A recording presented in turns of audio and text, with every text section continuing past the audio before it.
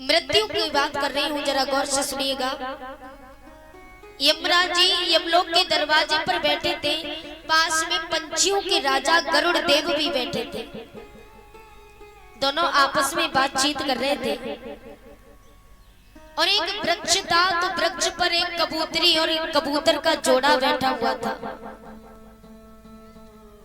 कबूतर कबूतरी दोनों आपस में बातचीत कर रहे थे, प्रेम कर रहे थे। तो यमराज की दृष्टि कबूतर कबूतरी पर पड़ी, तो यमराज जोर जोर से हंसने लगे और अंदर जाकर के पहुंच जाते हैं। कबूतर कबूतरी इसी बात पर रोने लगे, तो पंछियों के राजा गरुड़ देव जाकर के कबूतर और कबूतरी से पूछने लगे कि आप दोनों रो क्यों रहे हो। तो रोकर के कहा कि हे गरुड़ देव जी, अभी अभी हम जब वृक्ष पर बैठे थे दोनों पति पत्नी, तो यमराज कुछ समय पहले हम दोनों को देख करके हंस रहे थे।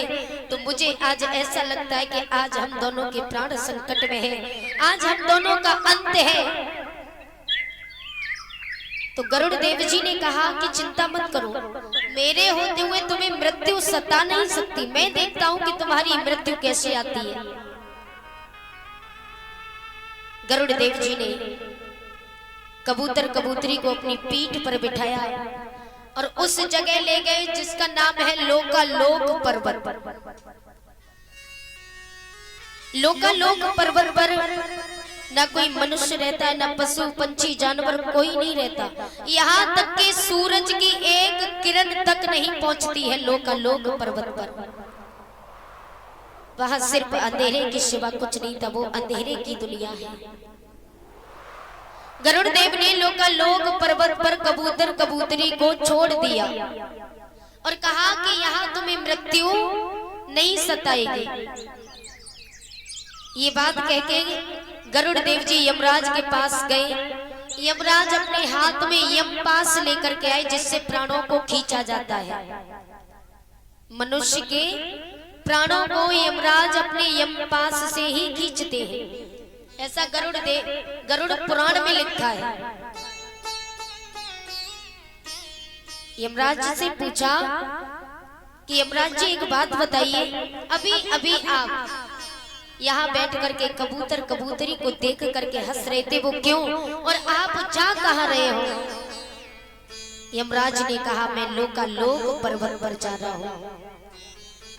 गरुड़ देव के पैरों तलों से जमीन खिसक जाती है। बोले क्यों, और आप उन कबूतर कबूतरी के जोड़े को देख के क्यों हंसे।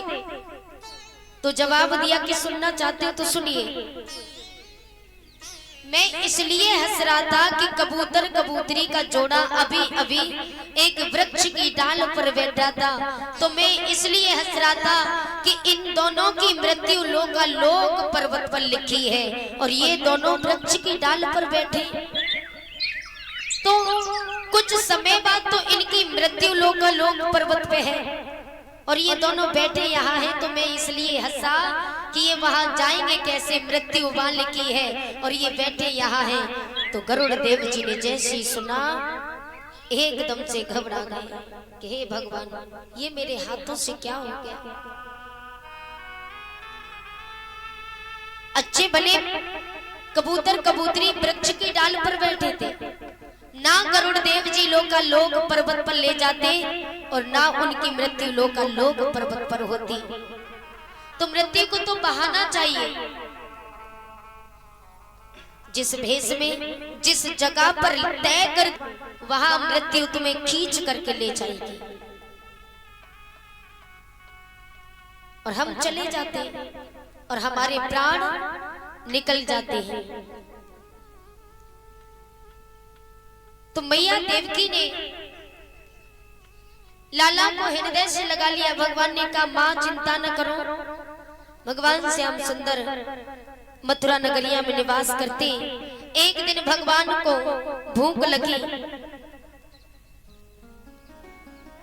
भगवान श्री कृष्ण अपनी मैया देवकी से कहते हैं कि मां मुझे बहुत देर से भूख लगी है। मैया देवकी बड़ी प्रसन्न हुई कि आज मेरे लाला ने अपने मुख से मुझसे भोजन मांगा है। तो मैया देवकी रसोई में दौड़ी दौड़ी गई और जाकर के मैया एक थाली में माखन मिश्री परोस करके भगवान के सामने रखती है और कहा कि लाला खा लो। जैसे ही भगवान ने थाली की तरफ नजर घुमाई तो भगवान की आंखों में आंसू भर आए और भगवान ने थाली छोड़ दी और दौड़े दौड़े अपने कच्छ में जाकर के पहुंचे और वहां जाकर के रोने लगे। तो मैया देवकी की आंखों में आंसू भर आए। मैया देवकी फूट फूट करके रोने लगी। तब तक बृहस्पति देव के शिष्य उद्धव जी वहां पहुंच जाते हैं। उद्धव जी ने जाकर के कहा मैया देवकी आप रो रही हो। मैया देवकी ने कहा उद्धव आज मेरे लाला ने मेरे कन्हैया ने पहली बार अपने मुख से मुझसे भोजन मांगा और मैं भोजन परोस करके देने भी गई तो ना जाने क्यों थाली को छोड़ करके अपने कच्छ में जाकर के पहुंचा। ऐसा उसने क्यों किया। उद्धव ने कहा माँ तुम रोना चिंता न करो, मैं जाकर के कन्हैया से बात करूंगा। उद्धव जी जाकर के भगवान के कच्छ में पहुंचे। भगवान के सम्मुख पहुंचे तो भगवान ने अपने आंसुओं को पोंछ लिया। उद्धव ने कहा कान्हा तुम रो रहे हो। आज पहली बार मैंने कृष्ण की आंखों में आंसू देखे। जो कृष्ण पूरे संसार को शांत करने वाला हो, आंसुओं को पोंछने वाला, आज वो स्वयं रो रहा है। भगवान कहने लगे नहीं हो तो मैं नहीं रो रहा। बोले कान्हा झूठ मत बोलो और तुमने अच्छा नहीं किया मैया देवकी को रुला करके। तुमने जब स्वयं भोजन मैया से मांगा और मैया भोजन देने के लिए आई भी तो तुमने वो भोजन की थाली छोड़ करके अपने कच्छ में क्यों आई, क्यों मैया देवकी को रुलाया। भगवान ने कहा उद्धव जानना चाहते हो अगर मैंने मैया को रुलाया तो मेरी मैया देवकी से कहना कि जब भी मुझे भोजन परोसे उद्धव तो मेरी थाली में कभी माखन मिश्री परोस करके ना लाए, क्योंकि ये माखन मिश्री मुझे ब्रजवासियों की याद दिलाती है। जानते हो उद्धव गोपियां जब मैं आया मथुरा के लिए तो गोपियां पिलक रही थी। मेरे रथ के पीछे पीछे दौड़ी दौड़ी आती थी और कहती कि कान्हा मुझे छोड़ के ना जाओ। और तो और उद्धव सब गोपियां, मैं माखन खाने भी नहीं जाता था तो गोपियां अपने घर बुला करके मेरे लिए अलग माखन रखा करती थी, मुझे माखन खिलाया करती थी। और आज मैया ने मेरे सामने जब माखन परोसा तो मुझे बहुत याद आई, ब्रजवासियों की इतनी याद आई उद्धव ये मुझसे सहन नहीं होगा। कि आई लहर आज ही असिद में वही, कि आई लहर आज ही असिद में वही, मेरी आँखिन में आंसू बरछाई है। उदासी देख श्याम ब्रज के संदेश में, मैया की माखन की कीमत चुकाई है। उद्धव मुझे ब्रजवासियों की बहुत याद आती है उद्धव। और तो और मेरे बाबा नंद रो रो करके मेरे पीछे पड़ते रहे वृद्ध अवस्था में, और मेरी मैया यशोदा बूढ़ी हो गई थी उद्धव। मैं मथुरा के लिए आया तो मैं झूठ बोल करके ब्रजवासियों से आया कि मैं परसों लौट करके आऊंगा, लेकिन परसों तो क्या मुझे तो बरसों हो गई। उद्धव मैंने सबसे झूठ बोला। उद्धव मोहे ब्रज बिसरत नाही है, ऊधो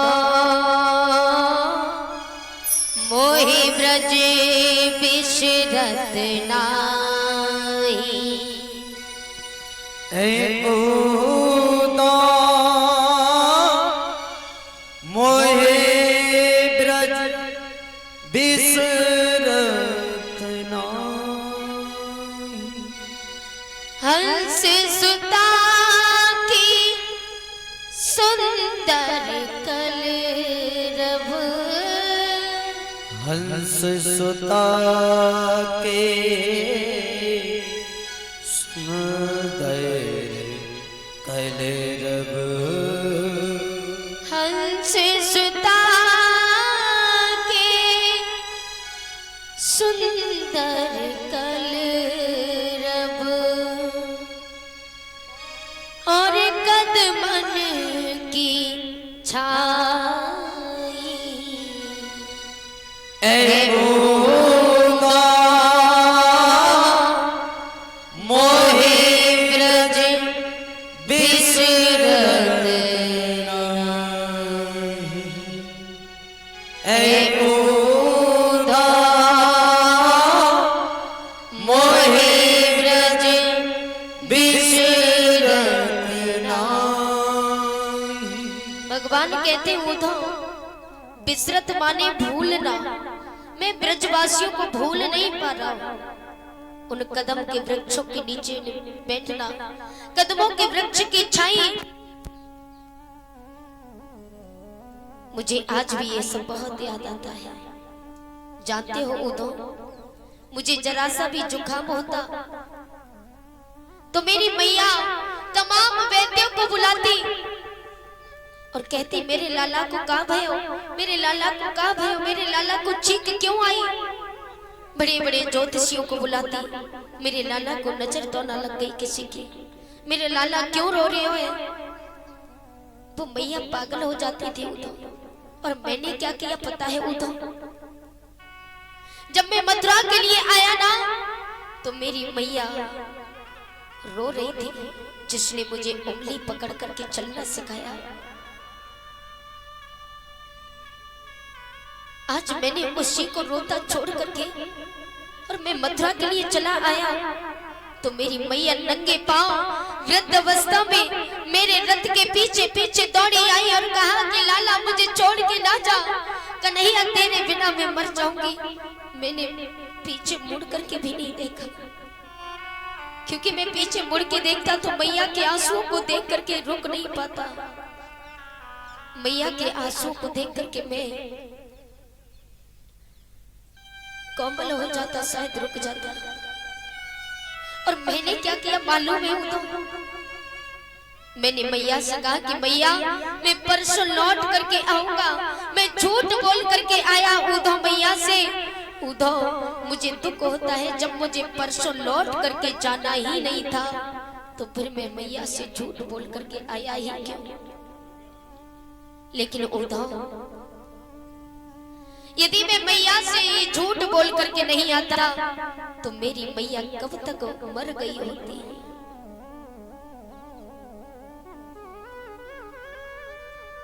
आज मैया यशोदा की याद में भगवान रोते।